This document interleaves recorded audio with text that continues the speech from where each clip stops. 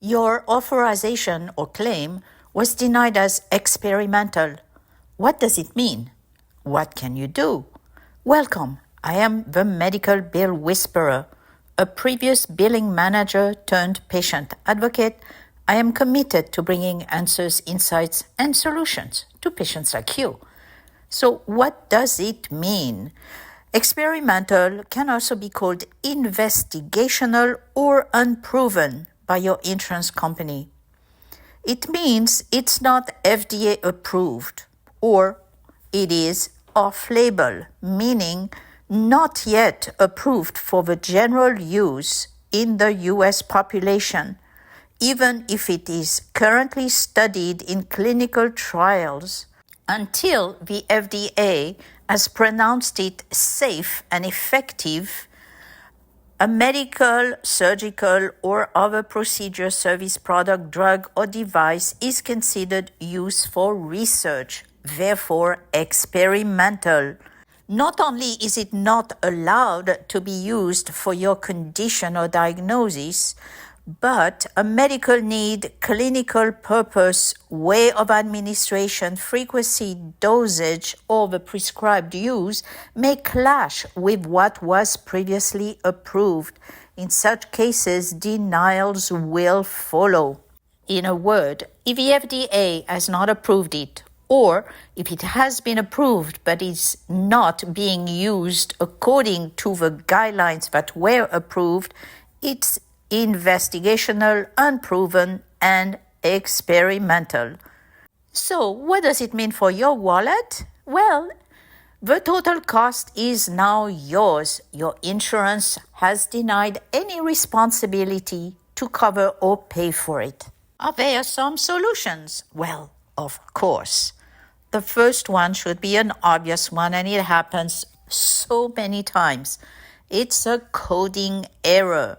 A diagnosis code must make sense with a procedure or service code, and too often it's a clinical error that will prompt such denials. It's a common error, especially for labs, but it can be easily remedied. Correct the code, resubmit to insurance, and voila, it will be paid. Another good reason is that insurance companies rely on medical policies in order to process or, in this case, reject your claim or authorizations. But those medical policies are not always up to date. The FDA routinely approves new drugs, new treatments, new devices, which insurance companies may not have time to update in their own system.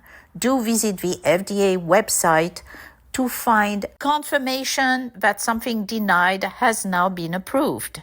It could be that whatever has been prescribed for you but denied has already been used but not gotten an FDA approval yet. Most insurance companies will accept evidence based on clinical trial results, peer-reviewed articles, listings in compendia, etc., as evidence that something is no longer considered investigational, even if not yet FDA approved. Your insurance can also review your case based on what is called compassionate use. That means that every alternative or possibility for treating you successfully has been tried and failed. And because this might be the last and only option you have left, you are asking for an exception to be made to the terms of coverage and medical policies based on proven safety, professional consensus, or the medical opinion of at least one physician. Another good argument is if a drug or a treatment is currently in a trial, you may be eligible to participate in it. In such cases, the organizers and supervisors of that trial will deal with your insurance directly so that your insurance will cover certain costs, while the drug manufacturer or device manufacturer provides their product. Another good reason is the law or state law says so. One good example is the use of IVIG for pandas, which is a rare disease among some children. There is no known cure. There is no money, not much public interest into research for treatment for so few children. This condition is actually considered an orphan condition. IVIG treatment for pandas is routinely denied as experimental. However, some states have come forward and are now mandating coverage and payment of IVIG treatments for children diagnosed with pandas. In such cases, state law overrides FDA approvals or insurance medical policies. But through it all, your best bet is to get your doctor or office on board. Why? First, to make corrections, if necessary. Second, to provide you with a clinical documentation so that you can fight your insurance. Your doctor can also schedule what is called a peer-to-peer call with the insurance medical director. Your physician could then explain the specifics of your condition or health situation, make a case directly to the person who is in charge of approving coverage and payment.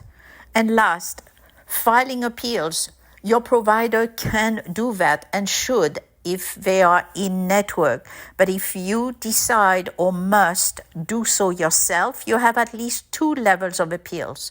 Make sure that you have all the documentation that is needed to prove whatever point is necessary in order to show that a treatment, a drug, a service, a device is not to be considered experimental, and why not. With the help of your physician, you will be much closer to getting that approval. I thank you for watching and for your likes, comments, and subscribes that help this little channel grow to reach out to many more patients out there. So thank you.